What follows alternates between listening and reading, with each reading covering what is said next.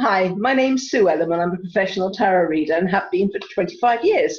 And I'm using the Mythic Tarot, which are based on Greek mythology. Hello, I'm Carrie Beleno, intuitive Reiki master teacher and spiritual life coach, and I'm the keeper of questions. So today's question is it possible to completely get over abuse? Okay. That's a hard one. Mm-hmm. So first off, I'm going to start with a disclaimer. If you feel that you are being abused, please call a hotline and get help.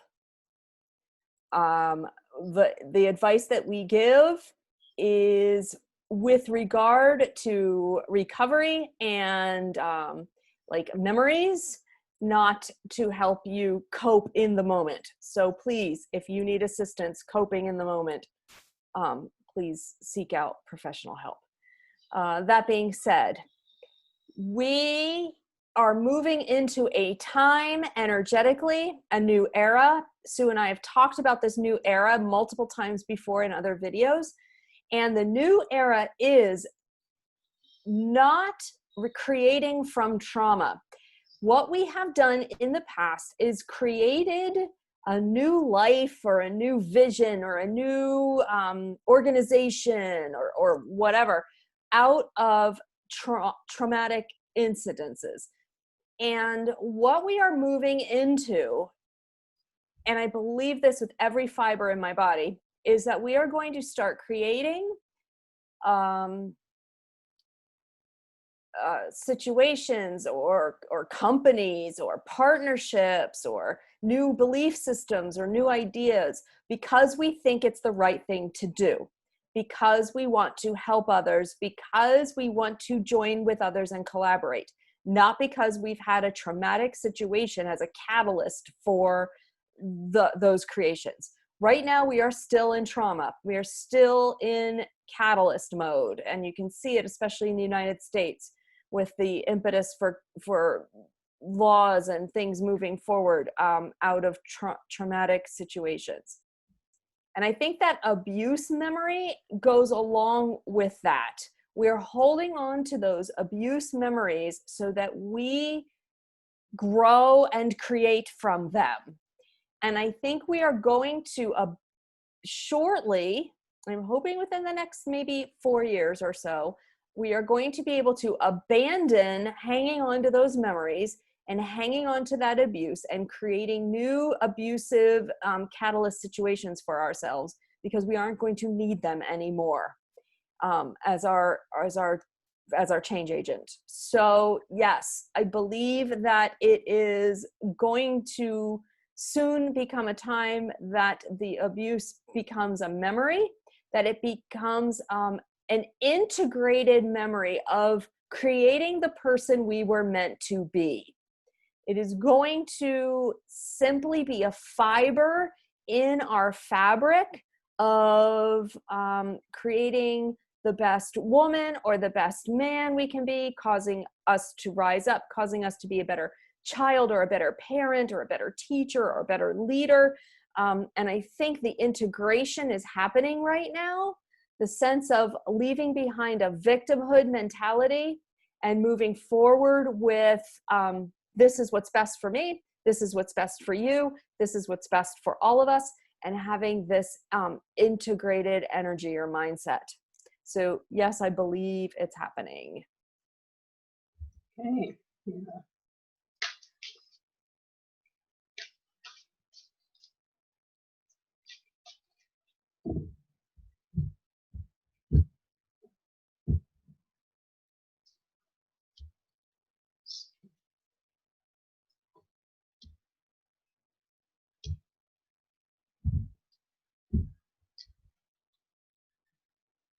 It all comes down to loving partnerships, and this is the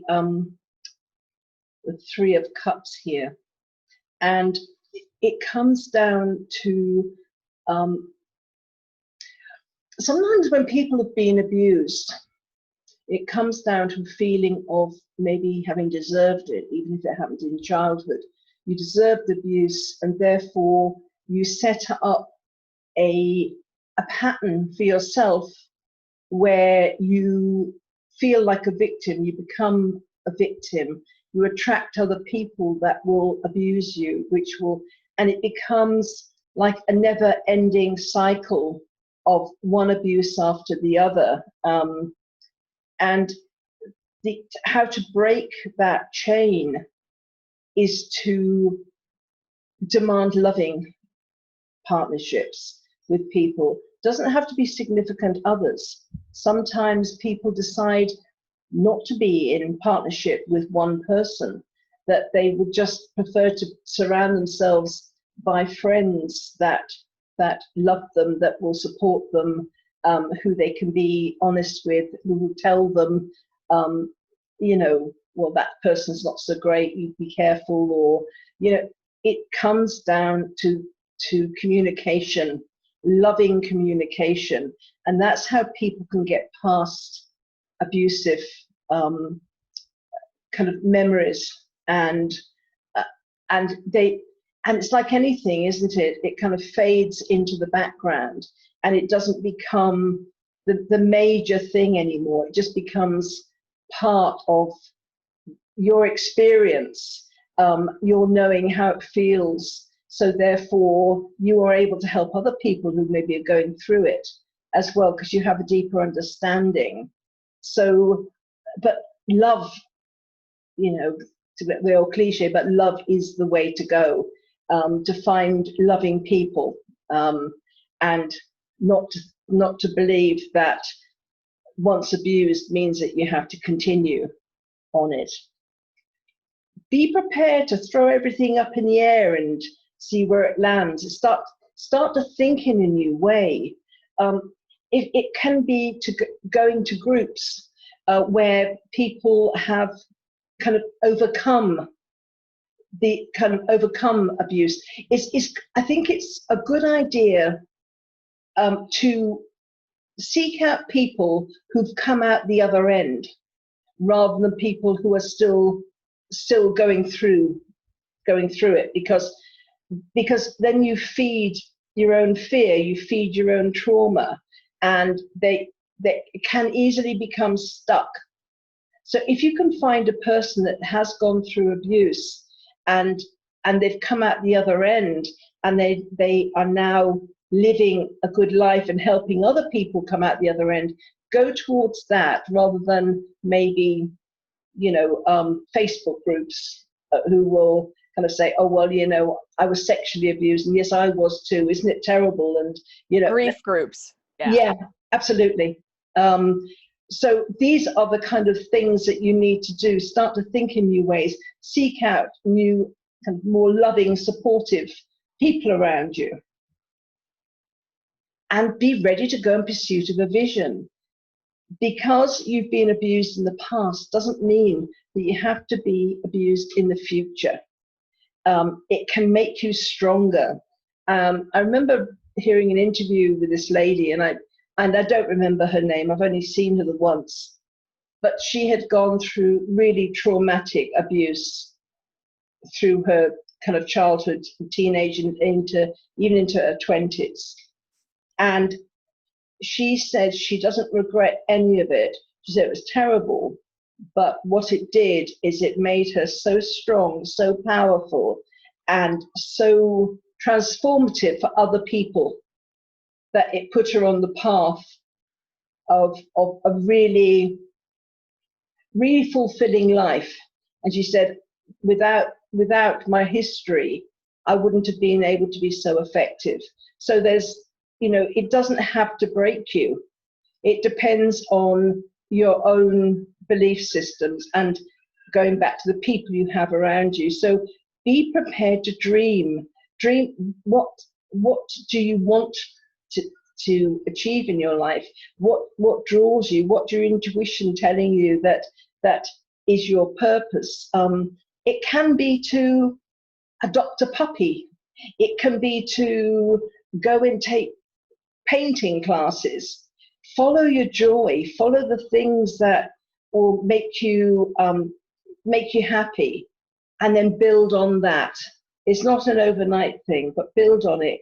Go in pursuit of that vision, not knowing where it's going to take you, but just follow the things that make you happy. Just start small. And then it will be the judgment card at the end of an era. It's a completion, and you will get the rewards for the efforts you've made. So if you have wallowed in, I was abused in the past, I'm not worth it, and I will always be abused, I will always be a victim, that is unfortunately what you will end up reliving over and over again. But if you've come out and said, well, I've put that past behind me, I won't let it happen again, I'm worth more than that. I'm drawing people to me. I'm starting to think in new ways. I'm finding people who've gone through it and come out the other end and now have got wonderful lives and worthwhile lives. I've got a vision. Then you will get the rewards for that, and all the good things that you want in your life can come to you.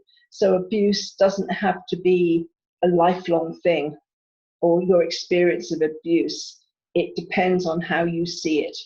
And if you just changing the people you have around you can help you to see it in a different way. So those are the cards. Love that. And if you find that these videos are helpful, please share them. Also, Sue and I are available for one-on-one virtual clients sessions if you feel that we can help you or you resonate with the guidance that we offer. I like the thought of virtual clients. Are they real people? Right. Well, you never know where we're headed at this point. But it was, it's an interesting one. And so thank you very much indeed for joining us. Yes. Okay. Virtual sessions, not virtual clients. Getting a little blurry. It's a lot of taping today. All right, everybody. We'll see you tomorrow. Goodbye.